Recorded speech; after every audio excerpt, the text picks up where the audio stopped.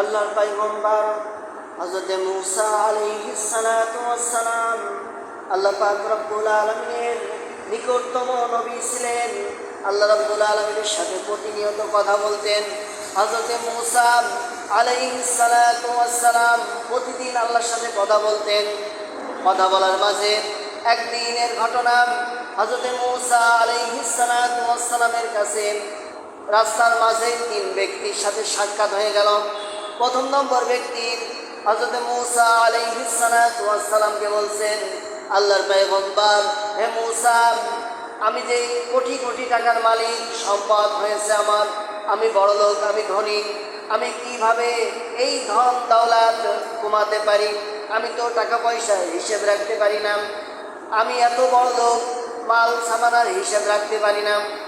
আমি আমার কোটি কোটি টাকার জিনিসগুলো আমি হিসেব রাখতে পারি না। তুমি তোমার রবের কাছে জিজ্ঞাসা করবা, হে মূসা, যে আমার এই ধন দৌলত কিভাবে কমে? তখন হযরত মূসা আলাইহিস সালাতু ওয়াস সালামের কাছে বলছেন যে এইটা তুমি মনে করে শুনবা যে আমার ধন দৌলত কোন আমল করলে আমার ধন দৌলত কমে যাবে। তারপরে হযরত মূসা আলাইহিস সালাতু ওয়াস সালাম চলে গেলেন। আরেকজনের সাথে দ্বিতীয় ব্যক্তির সাথে সাক্ষাৎ হয়ে গেল। হযরত মূসা আলাইহিস সালাতু ওয়াস সালাম দ্বিতীয় ব্যক্তি বলছেন যে, ও মূসা, আল্লাহর পয়গম্বর, আমি তো অসহায়, আমি তো গরিব, আমার তো এই পৃথিবীর বুকে শুধু একটা কুড়ে ঘর আছে। কুড়ে ঘর ব্যতীত আমার দুনিয়ার বুকে কোনো সম্পদ নাই। তুমি আল্লাহ রাব্বুল আলামিনের কাছে শুনবেন যে আমার ধন দৌলত সম্পদ কি করলে বাড়বে, আমি একটু ধনী হতে পারবো। প্রিয় বন্ধুগণ, আল্লাহর নবী পয়গম্বর হযরত মূসা আলাইহিস সালাতু ওয়াস সালাম দ্বিতীয় ব্যক্তির কথা শুনে চলে গেলেন। প্রতিমাত্রায় আবার তৃতীয় ব্যক্তির সাথে হযরত মূসা আলাইহিস সালাতু ওয়াস সালামের সাথে কথোপকথন হলো।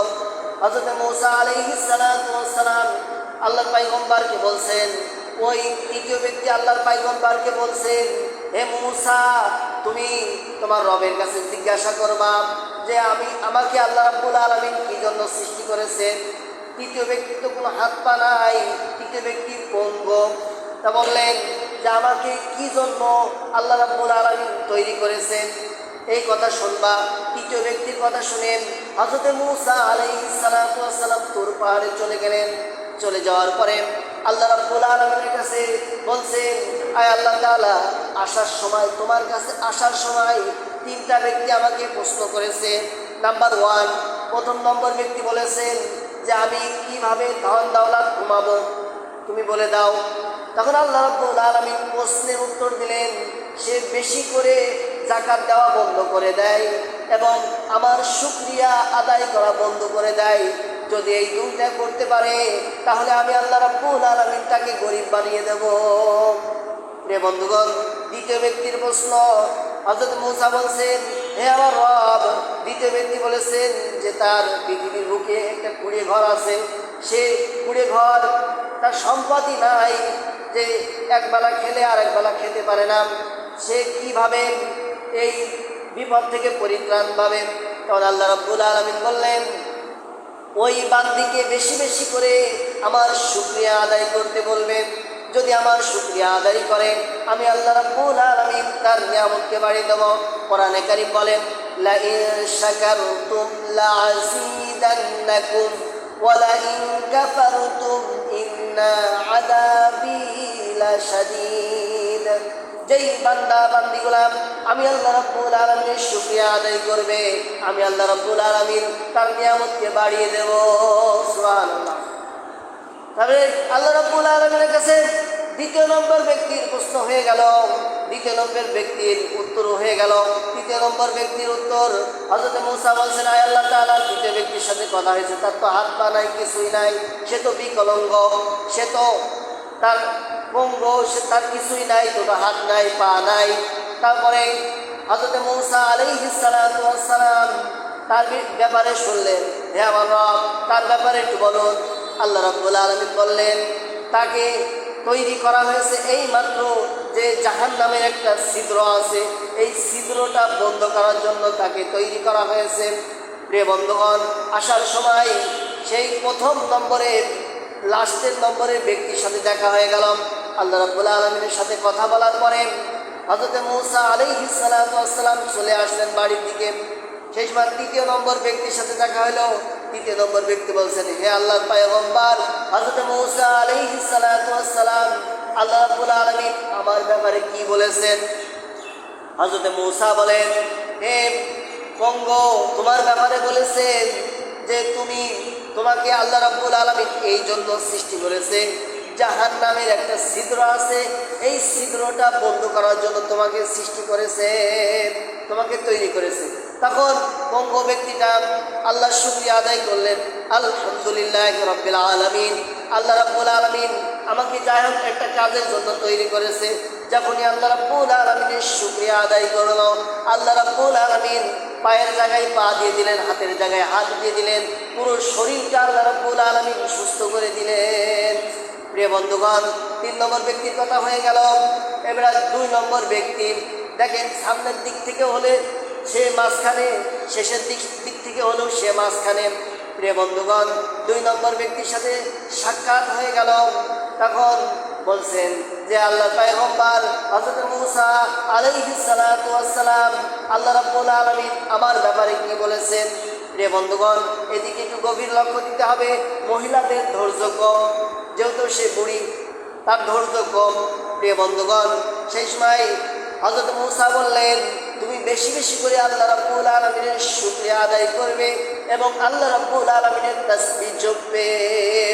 প্রিয় বন্ধুগণ, তখন সেই ব্যক্তিটা, মহিলাটা রেগে ফায়ার হয়ে গেলেন।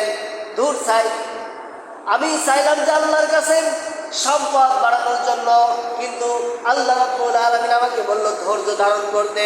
কিন্তু আল্লাহ রাব্বুল আলামিন বললেন, ইয়া আইয়ুহাল্লাযীনা আমানুস্তাঈনু বিস-সাবরি ওয়াস-সালাহ ইন্নাল্লাহা মা'আস-সাবিরিন। যারা মুমিন হবে প্রকৃত, আল্লাহ রাব্বুল আলামিনের কাছে যেই বিপদ আসুক না কেন, তারা আল্লাহ রাব্বুল আলামিনের কাছে সাহায্য চাবে। আল্লাহ রাব্বুল আলামিন ব্যতীত তারা কারো কাছে মাথা নত করবে না। আল্লাহ রাব্বুল আলামিন বললেন, যদি কোনো মুমিন বান্দা বান্দি কোনো বিপদে পড়ে যায়, তাহলে তাদের প্রথম নম্বর কর্মসূচি তারা হলো আল্লাহর পরে তাওয়াক্কুল করবে। 2 নম্বর কর্মসূচি বিস-সাবরি ওয়াস-সালাতাম, তারা নামাজের মাধ্যমে আল্লাহ রাব্বুল আলামিনের কাছে সাহায্য প্রার্থনা করবে। আল্লাহ রাব্বুল আলামিন বলছেন, যারা আমার কাছে সাহায্য প্রার্থনা করবে, আমি আল্লাহ রাব্বুল আলামিন তাদের অতি নিকটে, তাদের সাহায্য করবই আমি। প্রিয় বন্ধুগণ, ওই মহিলা ধৈর্যহারা হয়ে গেল। প্রিয় বন্ধুগণ, হযরত মূসা চলে যাওয়ার পরে একটা বাতাস এসলো। বাতাস আসার পরে তার বুড়ির ঘরটা শুদ্ধ উড়ে গেল, যাও থাকার একটু স্থান ছিল সেটাও উড়িয়ে গেল, ছিন্ন ভিন্ন হয়ে গেল। প্রিয় বন্ধুগণ, যারা আল্লাহর অশুকরিয়া করবে তাদের আল্লাহ রাব্বুল আলামিন ভালোবাসবে না। যারা শুকরিয়া আদায় করবে আল্লাহ রাব্বুল আলামিনের কাছে তারা প্রিয় হতে পারবে। প্রিয় বন্ধুগণ, 2 নম্বর ব্যক্তি, প্রথম নম্বর ব্যক্তি আল্লাহ রাব্বুল আলামিনের পয়গম্বর হযরত মূসা আলাইহিস সালাতু ওয়াস সালাম যাচ্ছেন। যাওয়ার পর প্রথম নম্বর ব্যক্তিটা বলছেন, হে আল্লাহর পয়গম্বর, আপনি কি আল্লাহর কাছে জিজ্ঞাসা করেছেন আমার ধন দৌলত কমবে কিসে? তখন হযরত মূসা আলাইহিস সালাতু ওয়াস সালাম বললেন, আল্লাহ রাব্বুল আলামিন বললেন, তুমি যাকাত দেওয়া বন্ধ করবে, আল্লাহর শুকরিয়া আদায় করা বন্ধ করবে, তাহলে আল্লাহ রাব্বুল আলামিন তোমার সম্পদ কমিয়ে দিবে। প্রিয় বন্ধুগণ, তখন ওই ব্যক্তি ওই জায়গা থেকে হযরত মূসা আলাইহিস সালাতু ওয়াস সালামকে বলছেন, হে আল্লাহর পয়গম্বর, আপনি সাক্ষী থাকেন, আমি আল্লাহ রাব্বুল আলামিনের শুকরিয়া আদায় করা বন্ধ করব না এবং যাকাত দেওয়াও বন্ধ করব না। প্রিয় বন্ধুগণ, সমাজের দিকে তাকিয়ে দেখেন, আজকে যারা ধনী লোক তারা কিন্তু যাকাত দিতে চায় না, কৃপণতা করে। আল্লাহ রাব্বুল আলামিন দেখেন তাদের বিভিন্ন রকম বিপদ আপদ দিয়ে তাদের পরীক্ষা নিচ্ছে, তারা পরীক্ষায় কিন্তু ধৈর্যহারা হয়ে যায়। প্রিয় বন্ধুগণ, আমাদেরকে বেশি বেশি করে আল্লাহর রাস্তায় দান সাদকা করতে হবে।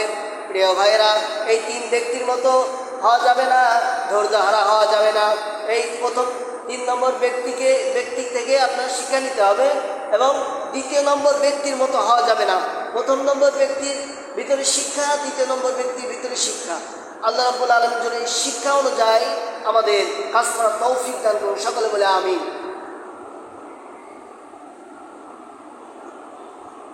আল্লাহ।